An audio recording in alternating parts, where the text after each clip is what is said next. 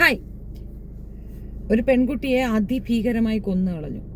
എൻ്റെ മകളാണ് തെറ്റുകാരിയെന്ന് അമ്മ വന്ന് പറയുന്നു. അനീഷ് എന്ന് പറയുന്ന ഒരു വ്യക്തിയുമായിട്ട് മകൾക്കുള്ള ഇമ്മോറൽ ഇല്ലീഗലായിട്ടുള്ള ഒരു വിഷയം, അതിനെ മരുമകൻ ചോദ്യം ചെയ്യുന്നു. അതിനോടനുബന്ധിച്ചിട്ട് നടക്കുന്ന കൊലപാതകം. എനിക്കറിയില്ല ഈ അമ്മയെ പോലെ എല്ലാ അമ്മമാർക്കും പറ്റുമോ ഇല്ലയോ എന്ന്. സ്വാഭാവികമായിട്ട് നമ്മുടെ മക്കൾ തെറ്റ് ചെയ്യുമ്പോഴത്തേക്ക് അതിനെ ന്യായീകരിക്കാനാണ് എല്ലാ അമ്മമാരും ശ്രമിക്കുക. അതിൽ നിന്ന് വ്യത്യസ്തയായ ഒരു അമ്മയെ കണ്ടു. തീർച്ചയായിട്ടും ഈ അവിഹിത ബന്ധങ്ങൾ ഒരു മനുഷ്യനെ ഏതറ്റം വരെ കൊണ്ടുപോകും എന്നുള്ളതിൻ്റെ ഒരു നല്ല ഉദാഹരണമാണിത്. ഇതിൽ തെറ്റാരുടെ ഭാഗത്താണെന്ന് ചോദിച്ചു കഴിഞ്ഞാൽ 100% ഞാൻ ഈ കുടുംബത്തിന് പറയും. ഈ രണ്ടുപേരുടെയും പ്രശ്നത്തിൽ ഇടപെട്ട് ഇതെന്നയോ പരിഹരിക്കാൻ അവർക്ക് സാധിക്കുമായിരുന്നു. അത് ചെയ്യാതെ ഇപ്പം മരിച്ചപ്പോൾ മകളാണ് കുറ്റക്കാരി എന്ന് പറയുന്നതിൽ ഒരു അർത്ഥവുമില്ല. ഇവർ തമ്മിൽ അലസണ്ട ഉണ്ടാകുന്ന സമയത്ത് തന്നെ ഇവർ ഇടപെടണമായിരുന്നു. പലരും ഇഗ്നോർ ചെയ്യുന്ന ഒരു കാര്യമാണ്. ഭാര്യയും ഭർത്താവും തമ്മിൽ തല്ലുമ്പോൾ ഭാര്യയുടെ ഭാഗത്ത് കുറച്ച് പേര്, ഭർത്താവിൻ്റെ ഭാഗത്ത് കുറച്ച് പേര്, ഈ ഒരു ബഹളത്തിന് നിൽക്കുന്ന പലരും ചെയ്യുന്നത് ഇതുപോലുള്ള കൊലപാതകങ്ങൾക്ക് ആക്കം കൂട്ടുക എന്നുള്ളതാണ്. ഇവിടെ പ്രശ്നക്കാരൻ ഈ ഭർത്താവാണ്. അയാൾ ജോലി ചെയ്യുന്നത് പോരാ, അയാളുടെ വരുമാനം പോരാ എന്നൊരു ടേം ആ ഭാര്യയ്ക്കുണ്ട്.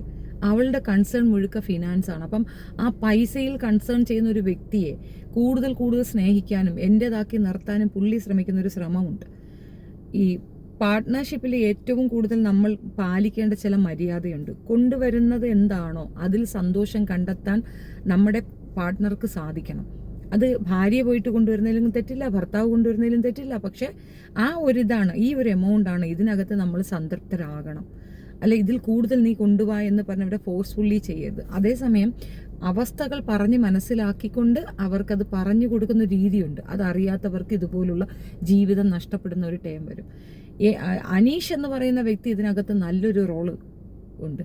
മറ്റൊരു വ്യക്തിയുടെ ജീവിതത്തിൽ കയറി കളിക്കുമ്പോൾ ആ വ്യക്തിയുടെ വിവാഹ ജീവിതം തകരുന്നു, അല്ലെങ്കിൽ അവരുടെ കുഞ്ഞിൻ്റെ ഭാവി തകരുന്നു എന്നുള്ളൊരു ബോധം അയാൾക്ക് ഉണ്ടാകണമായിരുന്നു. അത് അയാൾക്ക് ഇല്ലാതെ പോയതിൻ്റെ ആഫ്റ്റർ എഫക്റ്റ് ആണ് ഇത്രയും ദാരുണമായ സ്ത്രീ കൊല്ലപ്പെട്ടത്. വിവരണമൊക്കെ കേട്ടാൽ സഹിക്കാൻ പറ്റുന്ന കാര്യമല്ല. കാരണം ഡോറ് തുറന്നിറങ്ങി ഓടാതിരിക്കാൻ ഡോറിനോട് ചേർത്ത് കൊണ്ടുവന്ന് വണ്ടി നിർത്തുക, അതിനകത്തേക്ക് ഗ്ലാസ് പൊട്ടിച്ച് ഈ സാധനം എറിഞ്ഞു കൊടുക്കുക, ഇട്ടുടഞ്ഞ കത്തി, അലറി കരയുന്ന സ്ത്രീയെ രക്ഷിക്കാൻ പോലും തയ്യാറാവാതെ അടുത്തിരിക്കുന്നവൻ ജീവരക്ഷാർത്ഥം ഓടി. കോമൺ സെൻസ് ഉപയോഗിച്ചാൽ മാത്രം മതി. ഇതിട്ട സമയം പക്ഷെ അപ്പോഴും നമുക്ക് ബുദ്ധി വർക്ക് ചെയ്യില്ല. ജസ്റ്റ് ഇത് പ്രസ് ചെയ്ത് കഴിഞ്ഞാൽ ഇത് റിലീസാവും. വലിച്ചിട്ടാലും മതിയായിരുന്നു. അത് ചെയ്യാതെ അവൻ്റെ ജീവൻ രക്ഷിക്കാൻ നോക്കി എന്നുള്ളതാണ്. പിന്നെ ആളുകൾ ചാക്ക് കൊണ്ടടിച്ച് അത് കുറയ്ക്കാൻ നോക്കി. അപ്പം പൊട്ടിത്തെറി ഉണ്ടായി, കാരണം മൊബൈൽ ബ്ലാസ്റ്റ് ചെയ്തിട്ടുണ്ടാകും. അപ്പോൾ ഇങ്ങനെയൊക്കെ രക്ഷിക്കാൻ പറ്റാത്ത അത്രയും തക്കവണ്ണം ഭീകരമായി ആ പെൺകുട്ടി കൊല്ലപ്പെട്ടു. ഈ കൊലയെ ന്യായീകരിച്ചുകൊണ്ട് ഇപ്പോഴും അയാൾക്ക് വക്കാലത്ത് പറയുന്നവർ സമൂഹത്തിന് കൊടുക്കുന്ന മെസ്സേജ് എന്താണെന്നറിയാമോ? ഭാര്യ എന്ന് പറയുന്നത് എൻ്റെ ഒരു സംഗതിയാണ്, എനിക്ക് അവകാശപ്പെട്ടതാണ്. അവൾ മറ്റൊരു പുരുഷൻ്റെ ഒപ്പം പോയി കഴിഞ്ഞാൽ എനിക്ക് അവളെ കൊല്ലാം. ആ ഒരു മെസ്സേജാണ് പൊതുസമൂഹത്തിൽ കൊടുക്കുന്നത്. ഞാൻ ചോദിക്കട്ടെ, നിങ്ങളുടെ സ്പേസിലേക്ക് മറ്റൊരാളെ അവൾ ചിന്തിച്ചിട്ടുണ്ടെങ്കിൽ പിന്നെ ആ ബന്ധം നിങ്ങൾക്ക് വേണോ? നിങ്ങൾ ഏറ്റവും പ്രിഷ്യസ് ആയി നമ്മൾ കരുതുന്നത് എന്താണ്? നമ്മൾ ഒരു ശരീരവും കൂടെ ചേരുന്നത് സെക്സ്, ഓക്കെ. അതിനേക്കാൾ ഉപരി മാനസികമായ ഒരു അടുപ്പം ഉണ്ടായില്ലെങ്കിൽ അങ്ങനെ ചെയ്യാൻ കഴിയുമോ? ചുമ്മാ പോയി കിടക്കാൻ പറ്റും? എന്താ പ്രോസ്റ്റിറ്റ്യൂട്ടാണോ? അവർക്ക് പോലും എന്തൊരു ബുദ്ധിമുട്ടായിരിക്കും എന്ന് ആലോചിച്ച് നോക്കും. അപ്പം മാനസികമായി ഈ അവിഹിത ബന്ധവും മറ്റതും തമ്മിലുള്ള കമ്പാരിസൺ പറയുന്നത് കൊണ്ട് പറയുന്നത്, ഈ ശരീരം വിൽക്കുന്നത് പണത്തിന് വേണ്ടിയാണെങ്കിൽ അവരത് ഇറ്റ്സ് ഓക്കെ എന്നുള്ള രീതിയിൽ അനുഭവിക്കും. അതേസമയം അവിഹിതത്തിൽ അങ്ങനെയല്ല. ശരീരം കൊടുക്കുകയല്ല ചെയ്യണം, മാനസികമായി കൂടെ അവർ തയ്യാറായി പോവുകയാണ്. മനസ്സുകൊണ്ട് നിങ്ങളെ അവൾ ചതിക്കുകയാണ്. ആ ചതിയുള്ള ഒരുത്തിയെ കൊന്നിട്ട് നിങ്ങൾക്ക് എന്ത് നേടാൻ, എന്ത് കിട്ടി? ആ മകളെ സേവ് ചെയ്യാനുള്ള ഏറ്റവും നല്ല മാർഗമായിരുന്നു. ഇപ്പൊ എന്താണ്? ആ കുഞ്ഞ് ജീവിതകാലം ഉടനീളം ഈ ഒരു വൃത്തികേടിൽ നിൽക്കും. അമ്മ മോശപ്പെട്ട സ്ത്രീയാണെന്ന് പൊതുസമൂഹം അറിയുന്നുണ്ട്. ഈ മകളെ കുറിച്ച് മോശം പറയുന്ന ഈ അമ്മ പോലും ആ പെൺകുട്ടിയുടെ അടുത്ത്, അതായത് ആ മകളോട് ചെയ്യുന്ന ദ്രോഹം എത്ര വലുതാണെന്ന് അറിയാമോ? അവിടെ മരിച്ചു കഴിഞ്ഞു. ഇനി ആ പെൺകുട്ടിയെ അവഹേളിക്കാതിരിക്കാൻ ശ്രമിക്കുക. അഫ്കോഴ്സ് അവർ അവിഹിത ബന്ധം ഉണ്ടായിരുന്നിരിക്കാം, അനീഷുമായിട്ട് ബന്ധം ഉണ്ടായിരിക്കാം, ഇനി സംശയങ്ങളായിരിക്കാം, അല്ല ഉണ്ടായിന്ന് തന്നെ ഇരിക്കട്ടെ. ഇത്രയും വൾഗറായി ആ കുട്ടിയെ ചിത്രീകരിക്കുമ്പോൾ എന്ത് കിട്ടുന്നു?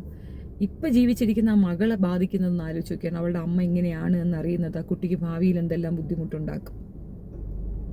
നമ്മൾ പുരോഗമനത്തിന്റെ പാതയിലൊക്കെയാണ്, പക്ഷെ പുരോഗമിച്ചിട്ടില്ല. അതാണ് വാസ്തവം. സാമൂഹികമായി നമുക്ക് യാതൊരു പുരോഗമനവും ഉണ്ടായിട്ടില്ല. അതിന്റെ തെളിവാണ് ഇതൊക്കെ. അയാളെ, ഒരു കൊല ചെയ്ത ഒരു വ്യക്തിയെ അവൻ ചെയ്തത് കറക്റ്റ് എന്ന് പറയുന്ന മനുഷ്യരോടാണ്. ഭയങ്കര കറക്റ്റാണ് അല്ലയോ? അവന് സ്കിപ്പ് ചെയ്ത് പോകാമല്ലോ. അന്ത് അവന് വേറെ പെണ്ണ് കിട്ടില്ലേ? ഇവിടെ എത്രയോ പെൺകുട്ടികൾ സെക്കൻഡ് മാരേജിന് വേണ്ടി കാത്തിരിക്കുന്നുണ്ട്, കുഞ്ഞുങ്ങളെയും കൊണ്ട് കാത്തിരിക്കുന്നുണ്ട്. നല്ല എത്രയോ ബന്ധങ്ങൾ വേറെ കിട്ടും. ഈ പെൺകുട്ടിക്കൊപ്പം തന്നെ അവന് നിൽക്കണം. വാശി, ജോലിക്ക് പോകാൻ വയ്യ, അവൾ ജോലി ചെയ്യുന്നിടത്ത് പോയി കുത്തിക്കയറി ഞാനും കൂടെ പാർട്ട്ണർ ആകാമെന്ന് പറഞ്ഞാൽ അവളൊരു പാർട്ട്ണർഷിപ്പിലാണുള്ളത്.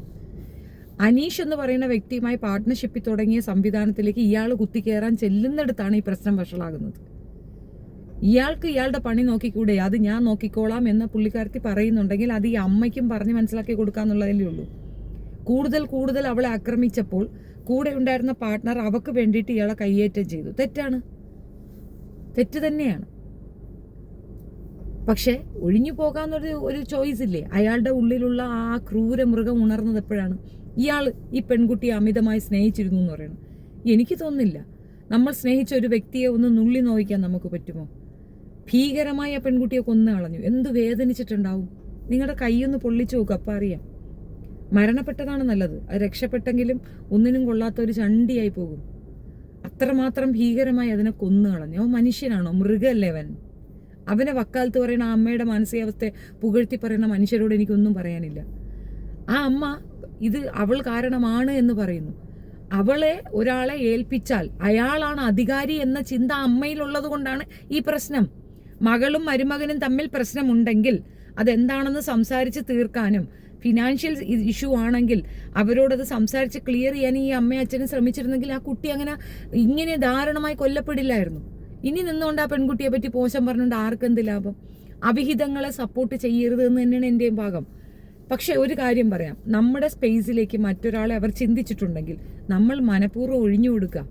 അതാണ് വ്യക്തിത്വം. അല്ലാതെ അതിനകത്ത് കടിച്ചു തൂങ്ങിക്കിടന്ന് ഞാനാണ്, എൻ്റെതാണ്, ഇത് മഹാബോറ് പരിപാടിയാണ്. ഇപ്പം ആ പെൺകുട്ടി മരിച്ചു, ഇപ്പം അവന് സമാധാനമായോ? അവൻ പറയുന്നത് സമാധാനമായെന്ന്. എന്ത് സമാധാനം? അതിൻ്റെ അർത്ഥം എന്താണ്? അവൾ മറ്റൊരിടത്ത് പോയി സ്വസ്ഥമായി ജീവിക്കരുത്, അവൾക്കൊരു സുഖം ഉണ്ടാകരുത്. ഒരു പക്ഷെ ഇവനുമായിട്ട് അവൾക്ക് സുഖം ഉണ്ടായിരിക്കില്ലായിരിക്കും. അതൊരു വ്യക്തിയല്ലേ. ആ വ്യക്തിക്ക് വേണ്ട അക്സെപ്റ്റൻസ് അത് കൃത്യമായി ഇവൻ കൊടുക്കാത്തത് കൊണ്ടായിരിക്കില്ല അവൾ മറ്റൊരാളെ ചൂസ് ചെയ്തിട്ടുണ്ടാവുക. നമുക്കത് ആ രീതിയിലും ചിന്തിക്കാമല്ലോ. നിനക്കൊരു പാർട്ട്ണറെ ഇഷ്ടപ്പെടുന്നില്ലെങ്കിൽ തുറന്നു പറയാനും അവരെ ആ ബന്ധം അവസാനിപ്പിച്ച് മറ്റൊന്നിലേക്ക് പോകാനുമുള്ള സ്വാതന്ത്ര്യമുള്ളിടത്ത് എന്തിനീ തോന്നിവാസം കാണിക്കുന്നു എന്നുള്ളതാണ്. മരണപ്പെട്ടു പോയ പെൺകുട്ടി ചെയ്തത് ശരിയാണ് എന്നല്ല ഞാൻ പറഞ്ഞു വന്നത്. ഇവൻ ചെയ്തത് ഒട്ടും ശരിയല്ല എന്നാ പറഞ്ഞത്. ഈ പറയുന്ന കൊലപാതകിയെ സപ്പോർട്ട് ചെയ്യാൻ ആ പെൺകുട്ടിയെ അവഹേളിക്കണ്ട. ആ പെൺകുട്ടി തെറ്റ് ചെയ്തിട്ടുണ്ടെങ്കിൽ അതിനിവിടെ നിയമം ഉണ്ടായിരുന്നു.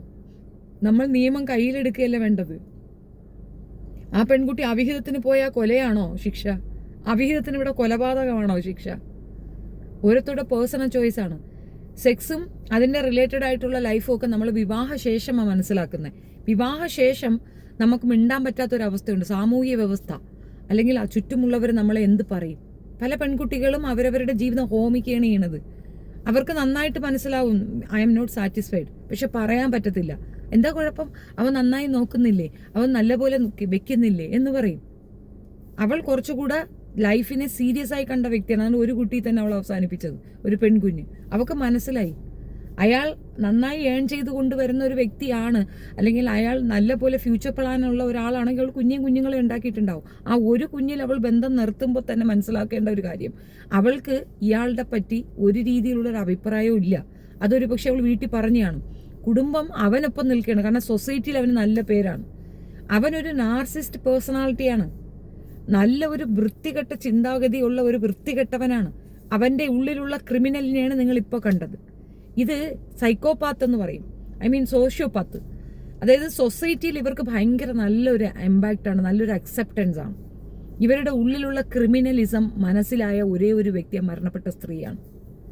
ആ സ്ത്രീ ഇല്ല, അതുകൊണ്ടൊന്നും അവർക്ക് പറയാനാവുന്നില്ല. വാസ്തവത്തിൽ ഇവനെ പോലെ ഒരു ക്രിമിനലിൻ്റെ ഒപ്പം ആ പെൺകുട്ടി ജീവിച്ചിരുന്നു എന്നുള്ളത് തന്നെ വലിയ അതിശയം തോന്നുന്നു. എന്തുമാത്രം ഭീകരമായ ഒരു മാനസികാവസ്ഥ അവനുണ്ടെങ്കിൽ അവൻ പാർട്ട്ണറെ കൊല്ലാൻ പോകും. നിങ്ങൾ എനിക്ക് ഇഷ്ടമുണ്ടായത് കൊണ്ട് ഞാൻ എൻ്റെ ഭാര്യയെ കൊന്നു എന്ന് പറയല്ലേ. ഒരാളും നമ്മളെ സ്നേഹിക്കുന്ന ഒരു വ്യക്തിയെയും നമ്മൾ ഉപദ്രവിക്കില്ല. നമ്മൾ അയാളെ സ്നേഹിക്കുന്നുണ്ടെങ്കിൽ അയാളുടെ ഇഷ്ടം എന്താണോ അതിനെ അങ്ങ് വിട്ടുകൊടുക്കുക ചെയ്യുക. അതാണ് യഥാർത്ഥ സ്നേഹം. ത്യാഗമാണ് സ്നേഹമെന്ന് ഞാൻ പറയും. ഇത് ആ പെൺകുട്ടിയെ കൊല്ലുക, അതും ഭീകരമായി കൊല്ലുക. നീ എത്രയോ പ്രാവശ്യം താലോലിച്ച ശരീരമല്ലേ അത്. ആ ശരീരം ഇങ്ങനെ പൊള്ളി അടർന്ന് പ്രാണവേദനയിൽ അവൾ മരിച്ചപ്പോൾ അവന് സംതൃപ്തി കിട്ടി എന്ന് പറയുന്ന ആ സൈക്കോയെ നിങ്ങൾ കാണാത്തത് എന്താണ്? ഇവൻ ഇറങ്ങി വന്നാലും ഈ കേസിൽ അവന് 7 വർഷം 8 വർഷമൊക്കെ കഴിഞ്ഞ് തടവ് കഴിഞ്ഞ് ഇറങ്ങി വന്നാലും വീട്ടിൽ കയറ്റരുത്. ആ കുട്ടി അടുപ്പിക്കാൻ പോലും പാടില്ല. കാരണം ആ പെൺകുട്ടിക്ക് മനസ്സിലാക്കി കൊടുക്കാനുള്ള നല്ല ഒരു ഇതായിട്ട് ആ അമ്മ മരണപ്പെട്ടിട്ടാണുള്ളത്. ഇപ്പോഴും നിന്നുകൊണ്ട് അമ്മയെ, ആ മകളെ കുറ്റം പറയണ ഈ അമ്മയ്ക്ക് തലയ്ക്ക് വെളിവില്ലെന്നേ ഞാൻ പറയുള്ളൂ. എൻ്റെ മകളാണ് കുറ്റക്കാരി, മരിച്ച് തലയിൽ നിൽക്കുന്ന മകളാണ് കുറ്റക്കാരി. അവർ തമ്മിൽ പ്രശ്നമുണ്ടായിരുന്നു. അവൾ ഒരു ഇത് തുടങ്ങിയത് അവന് ഇഷ്ടപ്പെട്ടില്ല. വളരെ ഡീസന്റ് മാനറിൽ അത് പറഞ്ഞങ്ങ് തീർക്കാം. മരണപ്പെട്ടു പോയ മകൾ വന്ന് തിരിച്ചു പറയില്ല എന്നുള്ളത് കൊണ്ടാണോ അമ്മ ഈ ഒരു ടൈം പറഞ്ഞത്? അമ്മ ജെന്യുവിനാണ്, അമ്മ സാധാരണക്കാരിയാണ്, അമ്മ ഭയങ്കര സംഭവമാണ്. ആ അമ്മയും ആ മകളോട് സ്നേഹമില്ല. അതുകൊണ്ട് നമ്മൾ പറയുമോ എല്ലാ അമ്മമാരും മക്കളെ ന്യായീകരിക്കുകയുള്ളൂ? എത്ര തെറ്റ് ചെയ്താലും അമ്മ ന്യായീകരിക്കുകയുള്ളൂ. അതിൽ നിന്ന് വ്യത്യസ്തയായി ആ അമ്മയും അവിടെ എതിരായിരുന്നു എന്നുള്ളത് കൊണ്ടല്ലേ അവൾ പുറത്തൊരു തേർഡ് പേഴ്സണെ വിശ്വസിക്കേണ്ട അവസ്ഥയിലേക്ക് വന്നത്. ആ മകള് കരയല്ലേ, അല്ലാതെ ആ മകൾ ആ അമ്മയെ ദുഷിക്കുന്നില്ലല്ലോ, അമ്മ കുഴപ്പമൊന്നും പറയുന്നില്ലല്ലോ. മകൾക്കെല്ലാം വാങ്ങിക്കൊണ്ട് കൊടുക്കുന്ന ഒരു അച്ഛനാണ്. മകളുമായിട്ട് യാതൊരു പ്രോബ്ലവും ഇല്ല.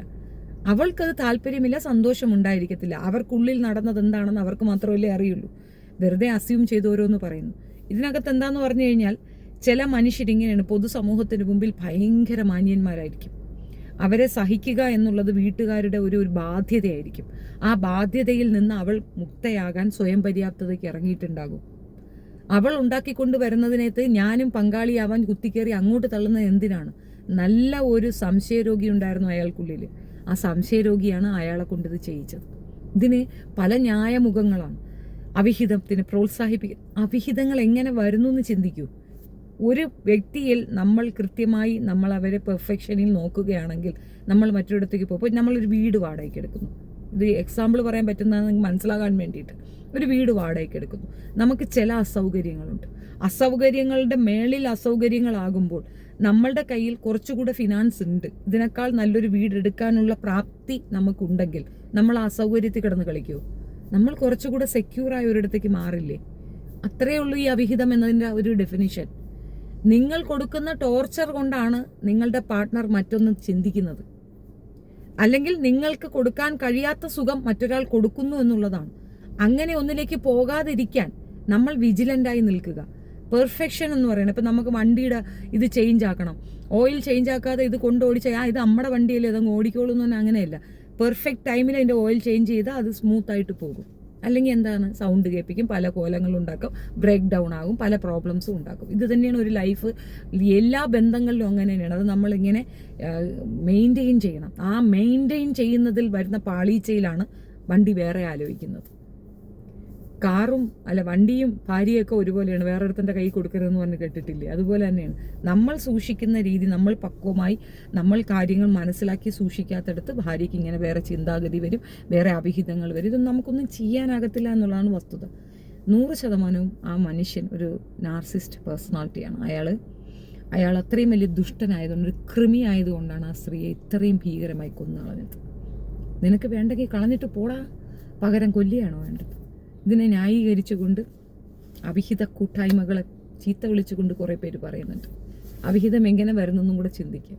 അതൊരു ശരിയായ നടപടിയാണോ എന്ന് വെച്ചാൽ എനിക്ക് അതിനെപ്പറ്റി അഭിപ്രായമില്ല. ഞാൻ എന്തായാലും അവിഹിതത്തിനൊന്നും പോയിട്ടില്ല, ഞാൻ അവിഹിതത്തിനെ അനുകൂലിക്കുകയും ചെയ്തില്ല. പക്ഷേ അങ്ങനെ പോകുന്നവർ എന്തുകൊണ്ട് പോകുന്നു എന്ന് ചിന്തിച്ചാൽ തീരാവുന്ന പ്രശ്നമേ ഉള്ളൂ.